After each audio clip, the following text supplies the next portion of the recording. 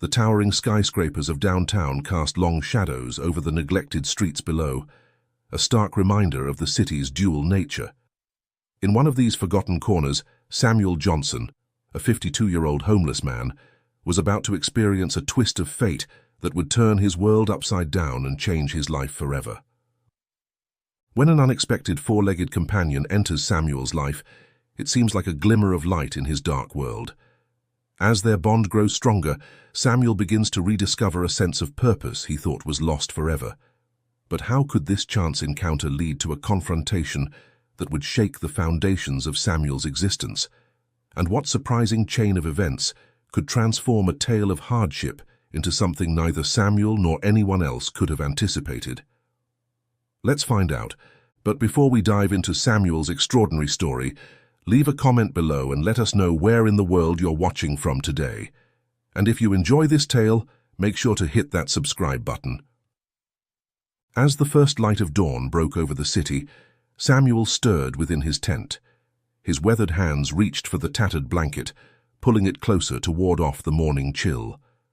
The sounds of the awakening city filtered through the thin fabric, car horns honking, the distant rumble of the subway, and the chatter of early morning commuters hurrying to their jobs. Samuel emerged from his tent, his dark skin marked with lines that spoke of hardship and sorrow. His once proud shoulders now slumped under the weight of his circumstances. He ran a hand over his salt and pepper beard, grimacing at the tangles. It had been weeks since he'd had access to a proper shower or a mirror. As he began his daily routine of packing up his few possessions before the local beat cop made his rounds, Samuel's mind drifted back to a time when life held promise. He could almost smell the aroma of his wife Marie's cooking, hear the laughter of his children, Tyrone and Aisha, as they played in the backyard of their modest home. That life seemed like a distant dream now, shattered by a single night of tragedy. Samuel closed his eyes, the memories washing over him like a tidal wave of grief. It had been a crisp autumn evening, much like this one. Samuel had just finished a long shift at the construction site where he worked as a skilled carpenter. He was looking forward to a quiet night with his family, maybe watching a movie or helping the kids with their homework. But fate had other plans. The call came just as he was pulling into their driveway. Marie's voice was frantic on the other end of the line. There had been an accident. Tyrone and Aisha were being rushed to the hospital. Samuel's world tilted on its axis as he sped towards the emergency room, his heart pounding in his chest.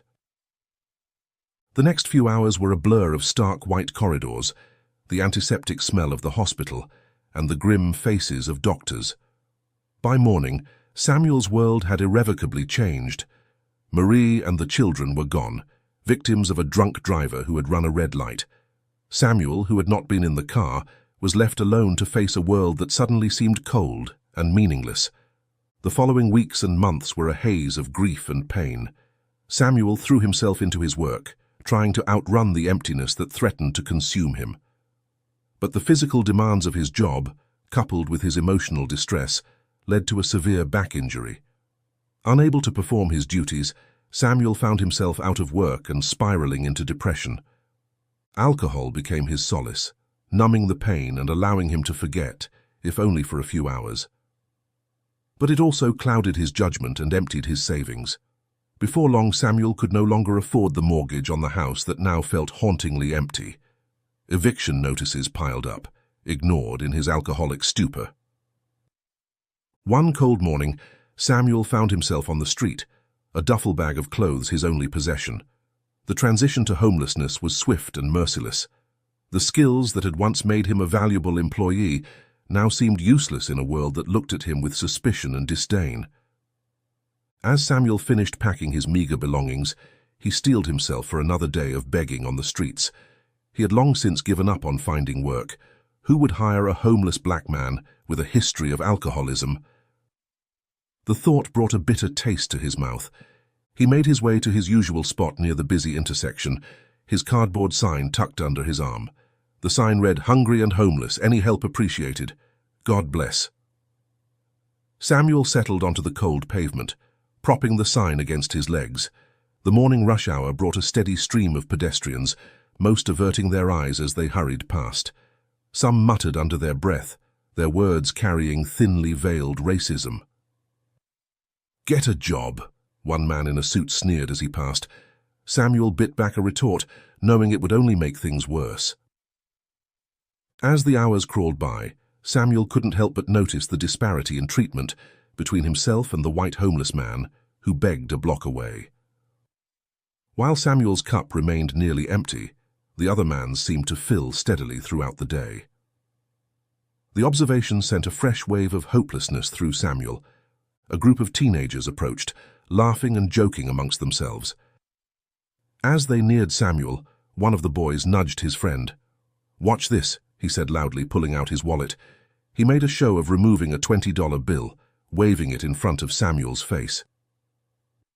Hope flared in Samuel's chest, only to be cruelly extinguished as the boy tore the bill in half, letting the pieces flutter to the ground. The group erupted in laughter as they walked away, leaving Samuel to stare at the torn money, a stark reminder of his invisibility and the casual cruelty of others. As the sun began to set, casting long shadows across the city streets, Samuel gathered his few coins and began the trek back to his tent. The day's meager earnings would barely buy him a meal, let alone help him escape his current situation. He felt the weight of despair settling over him like a heavy blanket. Back at his makeshift home, Samuel sat outside his tent, watching as the city transformed in the fading light. The streets that had been filled with bustling commuters and busy shoppers now took on a different character. The night people emerged, other homeless individuals, sex workers, and those who preferred to conduct their business in the shadows.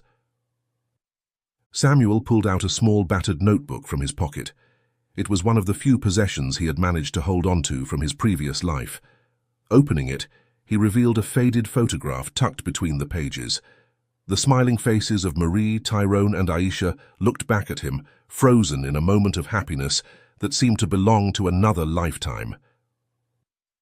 His fingers traced the outline of their faces as he whispered a quiet prayer. "I'm sorry," he murmured, his voice thick with emotion. "I'm sorry I couldn't save you. I'm sorry I've become this." A single tear traced its way down his weathered cheek, falling onto the photograph. As the night deepened, Samuel retreated into his tent, curling up on his thin sleeping bag. The sounds of the city never truly faded. Distant sirens, the occasional shout, the rumble of late-night traffic.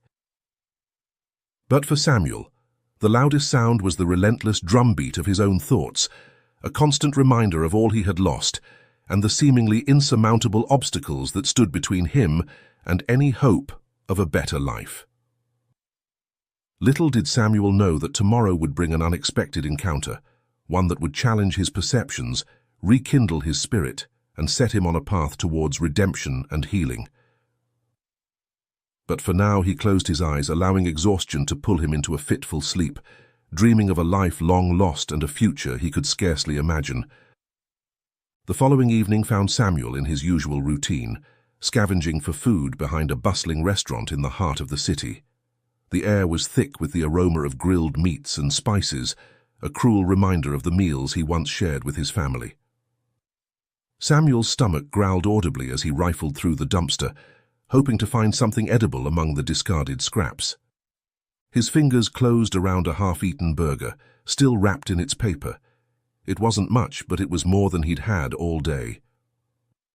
As he was about to take a bite, a sound caught his attention, a faint rustling coming from a nearby alley.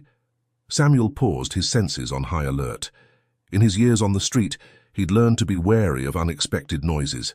They could signal danger, a rival homeless person encroaching on his territory, or perhaps a stray animal looking for an easy meal. Curiosity overrode caution, and Samuel found himself moving towards the source of the sound. As he peered into the dimly lit alley, his eyes took a moment to adjust to the darkness. At first he saw nothing but scattered trash and empty cardboard boxes. Then a slight movement caught his eye. In the far corner of the alley, partially hidden behind a rusty garbage can, was a dog. But this was no ordinary stray. The animal was in a pitiful state, its ribs clearly visible through its matted, dirty fur. Its eyes, though, were what truly caught Samuel's attention. They were filled with a mixture of fear and desperation that Samuel recognized all too well. Samuel hesitated, unsure of how to proceed. The dog could be dangerous. Hungry animals often were, but as he watched, the dog made no aggressive moves. Instead, it seemed to shrink further into itself, as if trying to disappear into the shadows. "Hey there," Samuel called softly, his voice gravelly from disuse. The dog's ears perked up at the sound, but it made no move to approach or run away. Slowly, Samuel took a step forward, then another. The dog watched him warily but remained still. As Samuel drew closer, he could see just how dire the dog's condition was. Its coat, which might once have been a rich brown, was now a dull, muddy color, caked with dirt and what looked like dried blood in some places. One of its legs was held at an odd angle, suggesting an old injury that had never properly healed. Samuel's heart, hardened by years of struggle and disappointment, softened at the sight. Here was a creature even worse off than himself. Without thinking, he broke off a piece of the burger he'd been saving and held it out towards the dog. "It's okay," he murmured, his voice taking on a gentleness he hadn't used in years. "I'm not gonna hurt you, you hungry boy." The dog's nose twitched, catching the scent of food. Slowly, painfully, it began to inch forward. Samuel remained perfectly still, his arm outstretched, the morsel of food a peace offering between two lost souls. After what seemed like an eternity, the dog was close enough to sniff at Samuel's hand. Its cold, wet nose brushed against his fingers, sending a shiver down Samuel's spine. Then, with a quickness that belied its weakened state, the dog snatched the food and retreated a few steps. Samuel watched as the animal devoured the small piece of burger in seconds. When it was done, the dog looked up at him, its eyes now holding a glimmer of something new. Hope, perhaps, or at least a lessening of fear. Encouraged, Samuel broke off another piece of the burger and offered it again. This time the dog approached more quickly, taking the food gently from his hand. As it ate, Samuel slowly reached out and placed his hand on the dog's head. The animal flinched at first, but then leaned into the touch, as starved for affection as it was for food. "You're all alone too, huh?"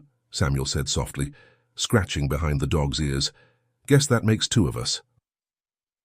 As the night wore on, Samuel shared what remained of his meager meal with his new companion. He spoke to the dog in low, soothing tones, telling it about Marie and the kids, about the life he'd once had and the dreams he'd long since abandoned.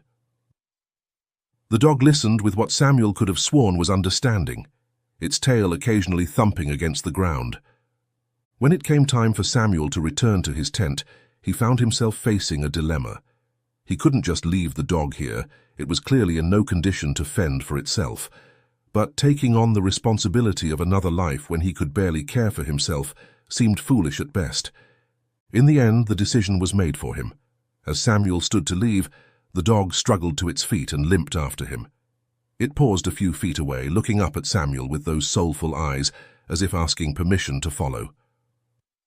Samuel sighed, a mix of resignation and something he hadn't felt in a long time, a spark of purpose. "All right," he said. "Come on then. But I can't promise you much." The dog's tail wagged slightly, and it fell into step beside Samuel as they made their way through the dark city streets.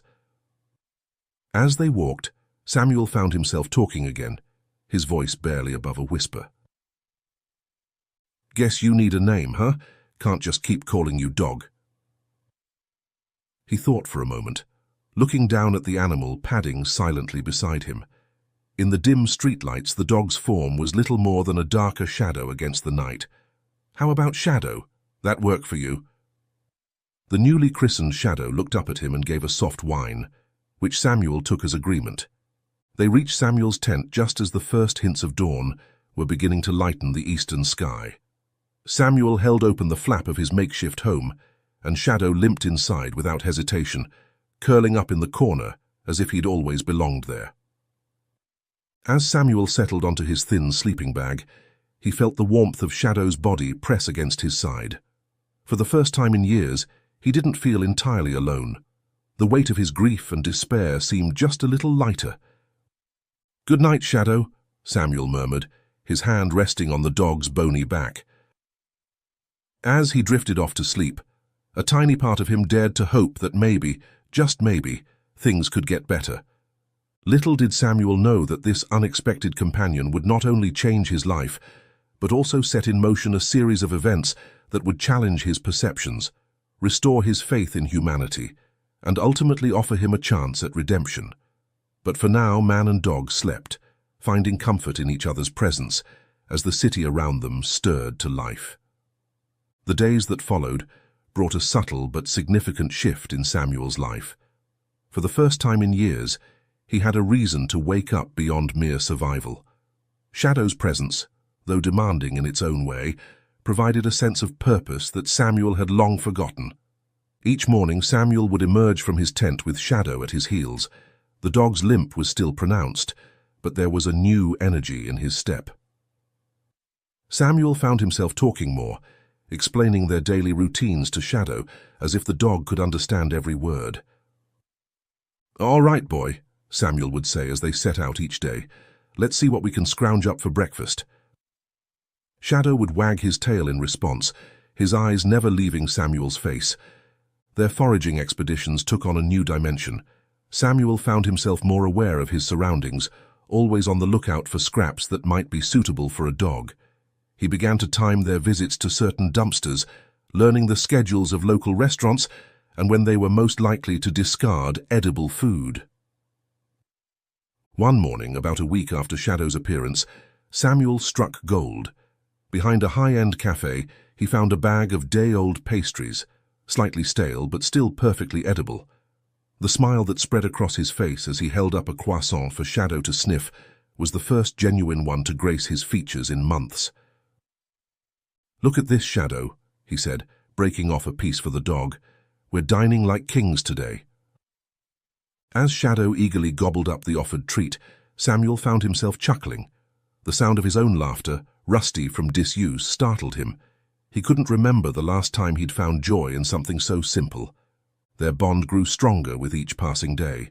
Samuel shared his meager resources without hesitation, often giving Shadow the larger portion of whatever food they managed to find. He told himself it was because the dog needed to regain its strength, but deep down he knew it was more than that. Caring for Shadow gave him a sense of responsibility, a feeling that he mattered to someone again. During quiet moments, Samuel would talk to Shadow, sharing memories of his past life. He spoke of Marie's laugh, of Tyrone's passion for basketball, of Aisha's dreams of becoming a doctor. Shadow would listen attentively, his head tilted to one side, occasionally offering a soft whine or a gentle lick of Samuel's hand when the memories became too painful. "You know, Shadow," Samuel said one evening as they sat outside his tent, watching the sun set over the city skyline, "I used to be somebody, had a good job, a family, a future." He sighed, absent-mindedly scratching behind Shadow's ears. "Never thought I'd end up here, talking to a dog in an alley." Shadow nuzzled closer, as if sensing Samuel's melancholy. The warmth of the dog's body against his side was a comfort Samuel hadn't realized he'd been missing. As the days turned into weeks, Samuel noticed subtle changes in both Shadow and himself. The dog's coat, though still matted and dirty, had begun to regain some of its luster. His ribs were less prominent, and his limp, while still present, had improved. Shadow's eyes, once dull with pain and hunger, now shone with affection whenever they met Samuel's gaze. But it wasn't just Shadow who was changing. Samuel found himself standing a little straighter, his shoulders no longer quite so burdened by the weight of his past.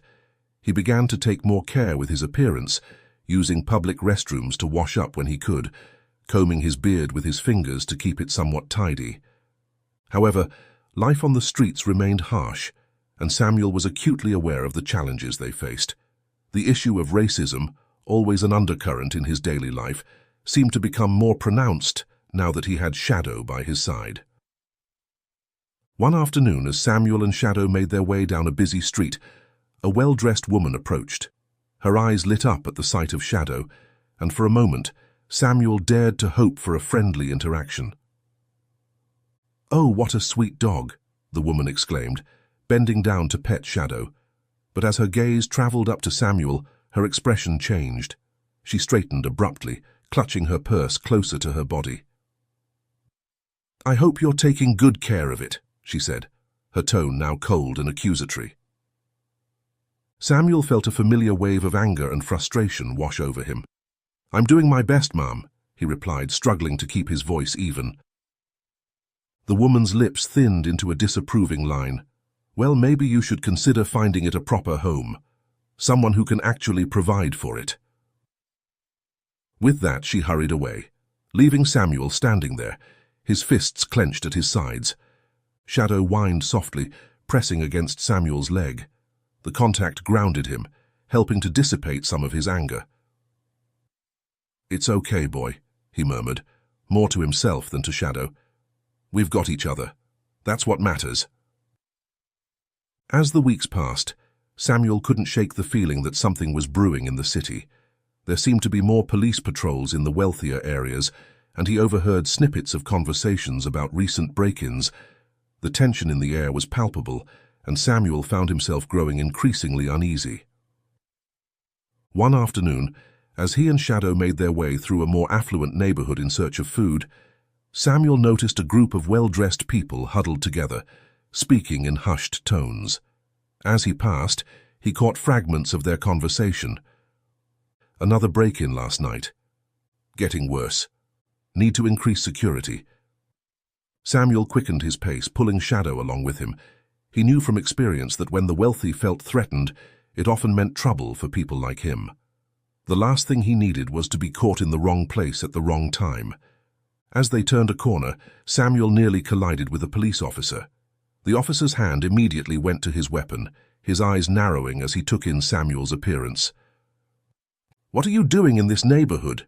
the officer demanded, his tone hostile. Samuel's heart raced, but he forced himself to remain calm.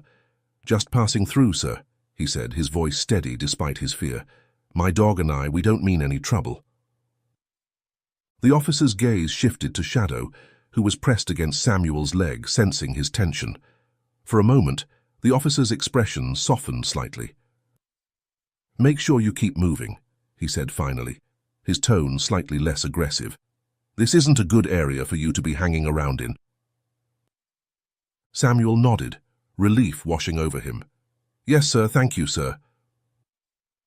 He tugged gently on Shadow's makeshift leash, and they continued on their way, Samuel's heart still pounding in his chest.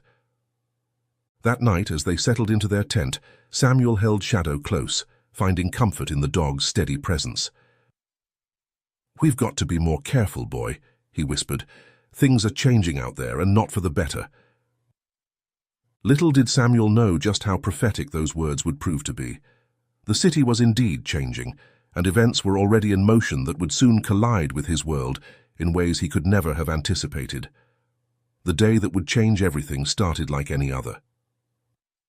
Samuel woke early, the first light of dawn barely visible through the worn fabric of his tent. Shadow stirred beside him, tail thumping softly against the ground in greeting. Despite the weight of his recent worries, Samuel couldn't help but smile at the dog's unwavering affection.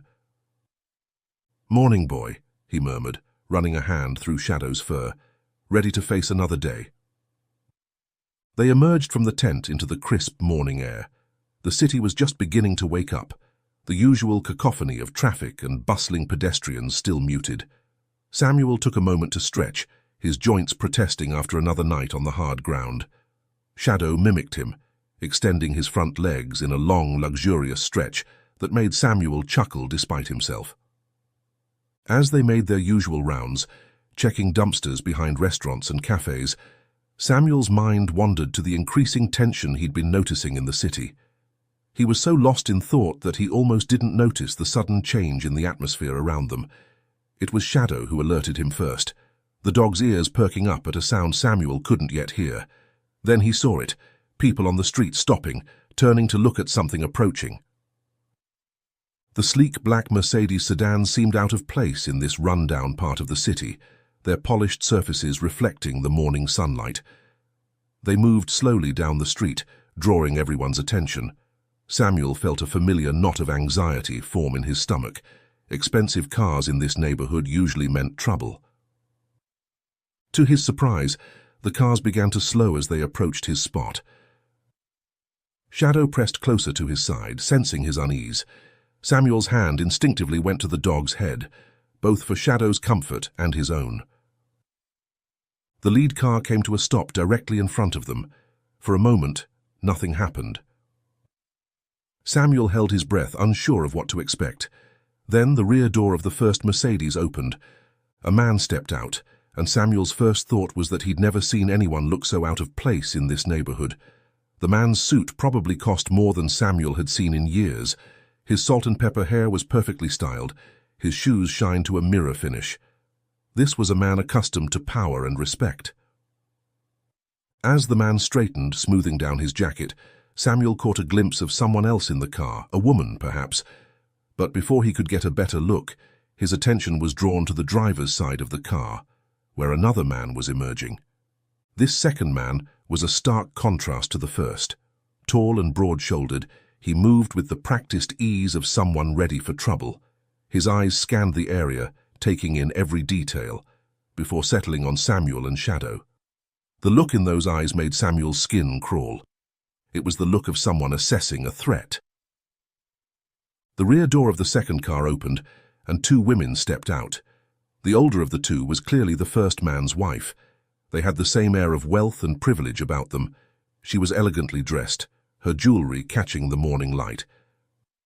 But it was her expression that caught Samuel's attention, a mix of distress and determination. The younger woman, barely out of her teens by the look of her, seemed overwhelmed by her surroundings. Her eyes darted nervously from side to side, never settling on one spot for long. When she saw Samuel and Shadow, however, her gaze locked onto them with an intensity that made Samuel deeply uncomfortable. A second man, as imposing as the first, exited the driver's side of the second car, taking up a protective stance near the women. The message was clear. These people were important, and they were prepared for any eventuality. Samuel's mind raced. What could these people possibly want in this neighborhood?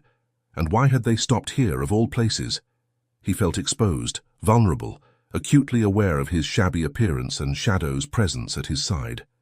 The well-dressed man, clearly the leader of this group, stepped forward, his eyes scanning the area before settling on Samuel. There was something in his gaze that made Samuel's heart race, a mix of anger and determination that boded ill. "You there," the man called out, his voice carrying the unmistakable tone of someone used to being obeyed. "With the dog, come here." Samuel hesitated, every instinct screaming at him to grab Shadow and run. But where would he go? And what if these people decided to chase him? In his condition, with Shadow to think about, he wouldn't get far.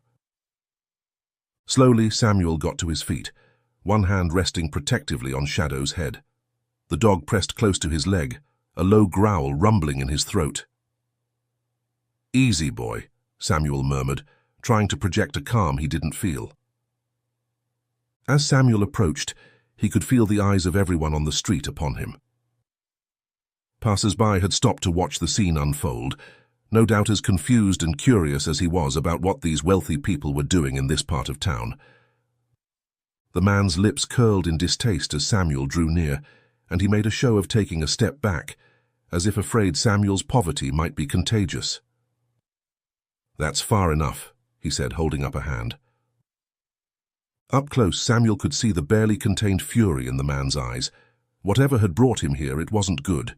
The woman who had exited the car with him, his wife, Samuel assumed, placed a hand on his arm as if to restrain him. "Robert," she said softly, her voice tight with tension, "let's not jump to conclusions." The man, Robert, shrugged off her hand, his gaze never leaving Samuel. "I know what I'm doing, Caroline," he said, his tone brooking no argument. Samuel cleared his throat, finding his voice. "Excuse me, sir," he said, fighting to keep his tone neutral. "Is there something I can help you with?" Robert's eyes narrowed. "Don't play dumb with me," he snapped. "You know exactly why we're here." Confusion and fear warred within Samuel. He had no idea what this man was talking about, but it was clear that saying so would only anger him further. Before he could formulate a response, movement from the second car caught his attention. The younger woman had taken a step forward, her eyes fixed on Shadow. There was a look of recognition on her face, mixed with something else. Hope, maybe. She opened her mouth as if to speak, but the older woman, Caroline, quickly pulled her back. "Emily, wait!" Caroline hissed. "Let your father handle this." Robert took another step towards Samuel, and this time Shadow's growl became audible. The bodyguards tensed, their hands moving to their sides where Samuel was sure they carried weapons. "Sir," Samuel said, fighting to keep his voice steady, "I think there's been some kind of mistake. I don't know who you are or what you want, but—" "Shut up!" Robert's voice cracked like a whip, causing Samuel to flinch. "I know exactly what kind of person you are, thieves, all of you, taking what doesn't belong to you without a thought for the people you hurt." Samuel's confusion gave way to indignation. "Now wait just a minute," he began, but Robert cut him off again. "No, you wait," Robert snarled. "That dog, where did you get it?" Samuel blinked, caught off guard by the question. He looked down at Shadow, who was still pressed against his leg, hackles raised. I found him," Samuel said. "In an alley a few weeks back. He was half-starved, injured. I've been taking care of him." Robert's laugh was harsh and humorless. "Taking care of him? Look at the state of you. You can barely take care of yourself." The words stung, but Samuel fought back the anger rising in his chest. Getting into an argument with this man would only lead to trouble. "Sir, I don't know what you think I've done, but—" "Emily," Robert called over his shoulder, not taking his eyes off Samuel. "Come here, tell me if this is Rex."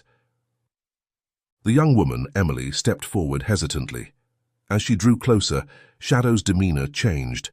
His growl faded, replaced by a curious whine. His tail, usually held low, began to wag hesitantly. Emily's eyes widened, filling with tears. "Rex," she said softly, her voice trembling. "Is that really you?" To Samuel's shock, Rex responded to the name. He took a step towards Emily, his tail now wagging furiously. "It is him!" Emily cried, dropping to her knees and holding out her arms. "Oh, Rex!" Rex looked up at Samuel as if seeking permission. In that moment, Samuel felt his world tilt on its axis. The dog he'd come to love, the companion who'd given him a reason to keep going, wasn't his at all. I don't understand," Samuel said, his voice barely above a whisper. "I found him. He was alone, starving." Robert's voice cut through Samuel's confusion like a knife. "You expect us to believe that our purebred dog just happened to end up in an alley, and you just happened to find him? Do you have any idea how much that dog is worth?" The implications of Robert's words hit Samuel like a physical blow. "You think I stole him?" he said, disbelief coloring his tone. "Sir, I swear to you, I would never—" "Save it," Robert snapped. "I've heard enough of your lies. We were robbed last night. The thief took jewelry, cash, and Rex, and then you had the audacity to pretend you'd found him when we tracked you down." Samuel's mind reeled. "What? No, I would never—" "Emily, get Rex and let's go," Robert ordered, his tone leaving no room for argument. "We're done here." As Emily gently took hold of Rex's collar, Samuel felt as if his heart was being torn from his chest. Rex looked back at him, confusion evident in his brown eyes. It was more than Samuel could bear. "Wait," he said, his voice cracking. "Please, just let me say goodbye." Robert's face contorted with disgust. "Goodbye? You think you deserve to say goodbye to a dog you stole?" He sneered, his voice dripping with contempt. "You should be thankful we're not having you arrested. Frankly, it would be a waste of taxpayer money to put someone like you in prison anyway." The cruel words hit Samuel like a physical blow. He stood there, stunned, as Emily led Rex away. The dog whined, looking back at Samuel with confusion and what seemed like regret. But there was nothing Samuel could do. He watched helplessly as they loaded Rex into one of the Mercedes. As the cars pulled away, Leaving nothing but a cloud of exhaust and a hollow feeling in Samuel's chest, he sank to his knees. The reality of what had just happened crashed over him like a wave. Rex was gone. The one bright spot in his life, the companion who had given him hope and a reason to keep going, had been taken away. For the first time in years, Samuel put his head in his hands and wept, his sobs echoing in the indifferent streets of the city that had taken everything from him, again and again. The days that followed Rex's departure were some of the darkest Samuel had experienced since losing his family. The absence of the dog's comforting presence left a void that seemed to consume everything.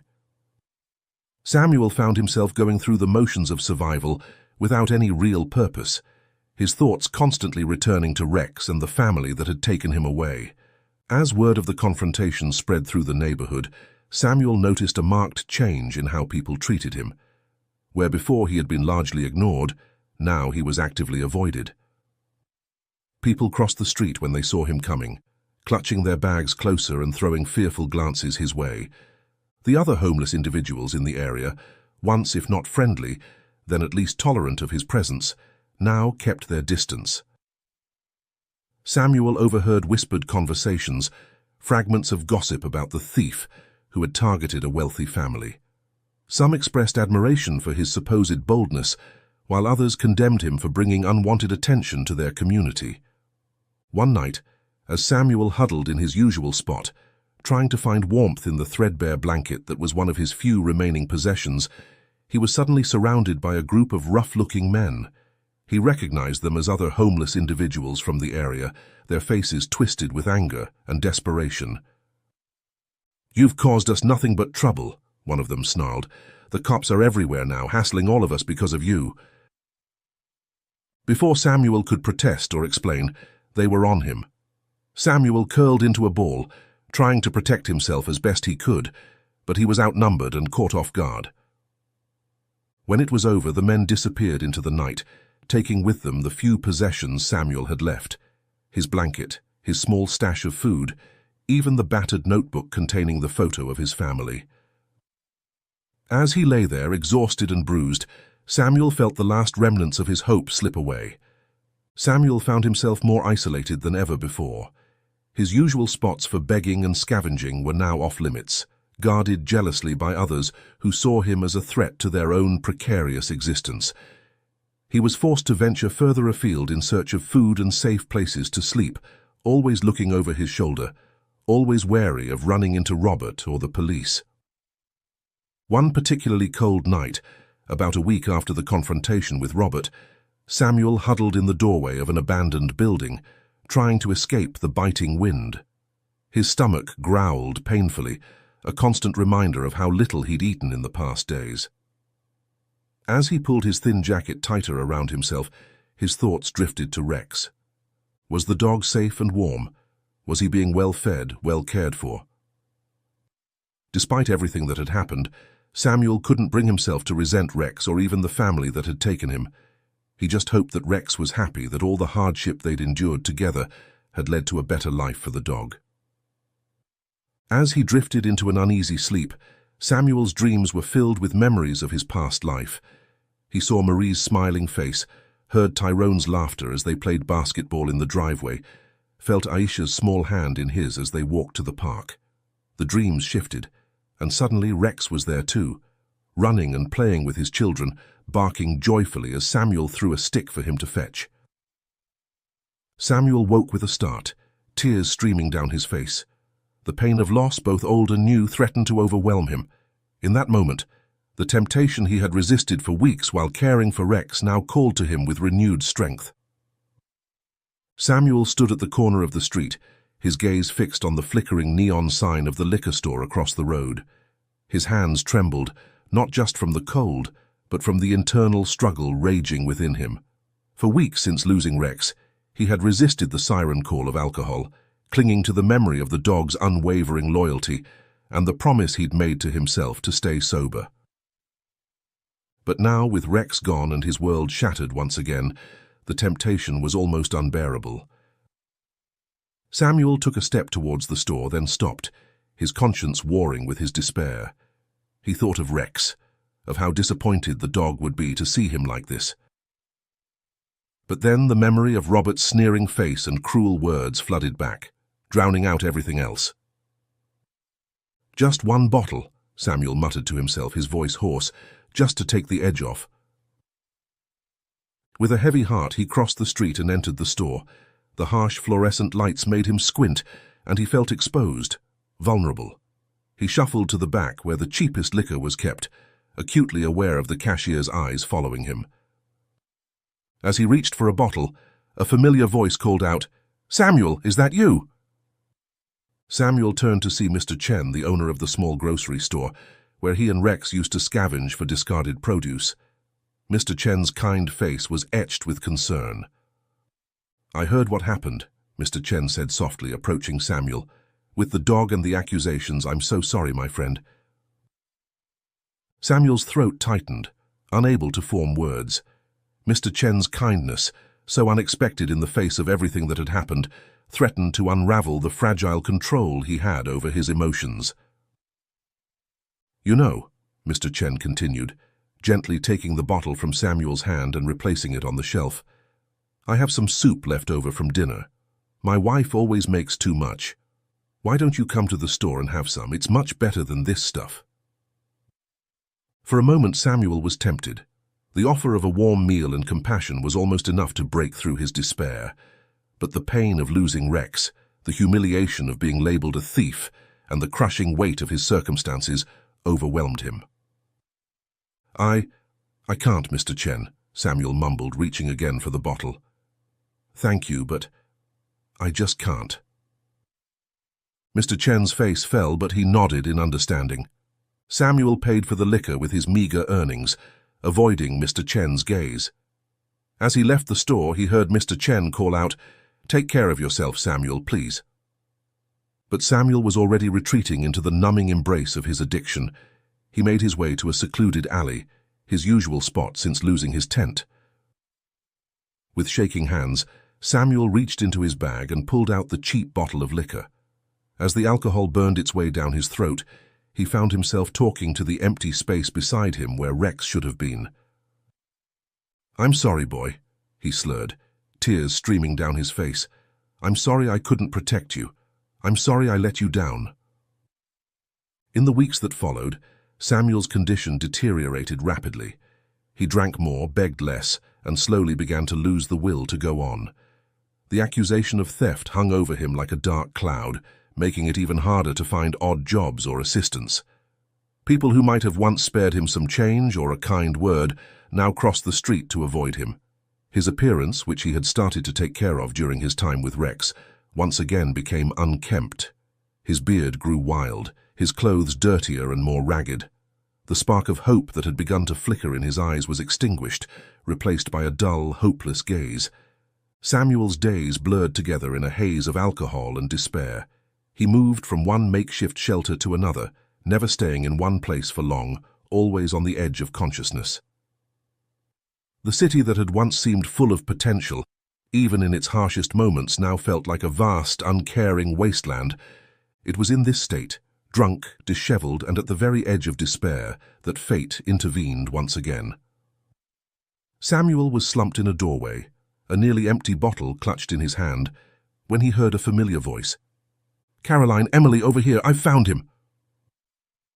He looked up, his vision blurry, to see Robert standing there.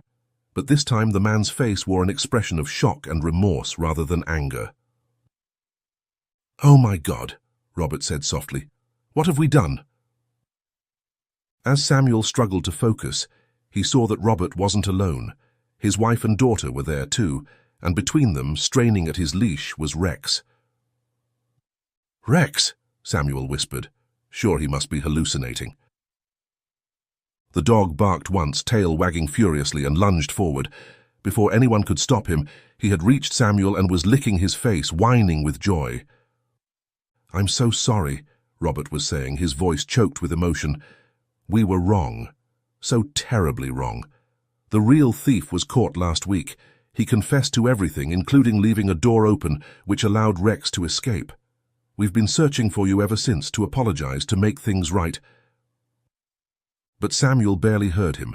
All he could focus on was the warm, solid presence of the dog in his arms, the familiar scent, the unconditional love pouring from those brown eyes. For the first time in weeks, he felt a spark of hope rekindling in his heart. As the family continued to speak, explaining and apologizing, Samuel held on to Rex like a lifeline. He didn't know what the future held, couldn't begin to process the implications of what they were saying. But he knew one thing for certain: with Rex back by his side, he had a reason to try again, to fight his way back from the brink. Robert cleared his throat, clearly uncomfortable but determined. "Mr. Johnson, Samuel, what we did to you was unforgivable. We jumped to conclusions based on prejudice, plain and simple. We can never fully make amends for that, but we'd like to try." Caroline stepped forward, her eyes brimming with tears. "We've been thinking, if you're willing, we'd like to offer you a job. As a caretaker for our animals, including Rex, and to help with some tasks around the house and garden." Emily nodded eagerly. "You'd have your own room in our house, and you could be with Rex every day." Samuel looked at them, stunned. He glanced down at Rex, who was still pressed against him, tail wagging, then back at the family. Could this be real? A chance to start over, to have a home again, to be with Rex? I don't know what to say," Samuel said, his voice hoarse. Robert held out his hand. "Say you'll give us a chance to make this right, to learn from our mistakes and to offer you the opportunity you deserve. We want to help, if you'll let us." With trembling fingers, Samuel reached out and took Robert's hand. As he was helped to his feet, Rex dancing around them excitedly, Samuel felt something he hadn't experienced in years: hope. Real, tangible hope for a better future.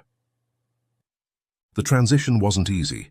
Samuel struggled with the sudden change in his circumstances, often feeling out of place in the Mitchells' grand home. There were moments when the temptation to return to his old life, to the numbing comfort of alcohol, was almost overwhelming. But Rex was always there, a constant reminder of why he was fighting to change his life. Slowly but surely, Samuel began to heal. He threw himself into his work, finding satisfaction in caring for the animals and tending to the garden. His carpentry skills, long dormant, came back to life as he took on small projects around the house. The Mitchells, true to their word, treated him with respect and kindness, always mindful of the debt they owed him. Rex, of course, was Samuel's constant companion. The dog seemed to sense when Samuel was having a difficult day, always there with a comforting nuzzle or an invitation to play. In caring for Rex and the other animals, Samuel rediscovered the sense of purpose he had lost so long ago. As the months passed, Samuel's relationship with the Mitchells deepened. Robert, once so quick to judge, now sought Samuel's advice on various matters. Caroline included him in family dinners and outings, and Emily, with her youthful enthusiasm, drew Samuel out of his shell, encouraging him to share stories of his past life and dreams for the future. One evening, as Samuel sat on the back porch with Rex at his feet, watching the sunset, he realized something profound. The hole in his heart left by the loss of his family would never fully heal, but it had been filled with something new. Not a replacement, but a different kind of family. One born of redemption, second chances, and the transformative power of compassion. Samuel reached down to scratch behind Rex's ears, smiling as the dog leaned into his touch. "We made it, boy," he said softly. "We finally made it home." Rex's tail wagged in response, his eyes fixed on Samuel with unwavering loyalty. Inside the house, Samuel could hear the Mitchells preparing dinner, the sounds of laughter and warmth floating through the open windows. It was a far cry from the lonely nights on the streets, yet Samuel knew he would never forget where he came from or how close he had come to losing everything. In the end, Rex proved to be more than just a companion. He was Samuel's guardian angel, a beacon of hope that guided him from the brink of despair to a new life filled with purpose and belonging. Without that fateful encounter in the alley, who knows what might have become of Samuel? As the stars twinkled in the night sky, Samuel sat on the porch with Rex by his side, reflecting on the incredible journey that had brought them to this moment. From the depths of hopelessness to the warmth of a new family, their story was a testament to the power of second chances and the unbreakable bond between a man and his dog. If you were in Samuel's position, would you have found the strength to help a stray dog while at the lowest point of your life? And after everything that happened, could you have found it in your heart to forgive Robert and accept his offer? Share your thoughts in the comments below. And if you liked Samuel and Rex's journey of hope and second chances, I invite you to subscribe to my channel. I pour my heart into crafting these heartwarming stories for you, and your support is what keeps me going. I appreciate having you on this journey.